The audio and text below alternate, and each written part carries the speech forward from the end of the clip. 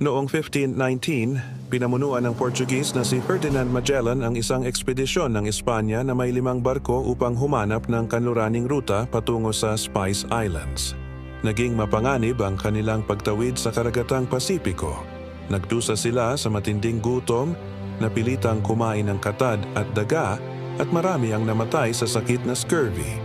Noong Marso 16, 1521, sa wakas ay natanaw nila ang Pilipinas at dumaong sa Homonhon.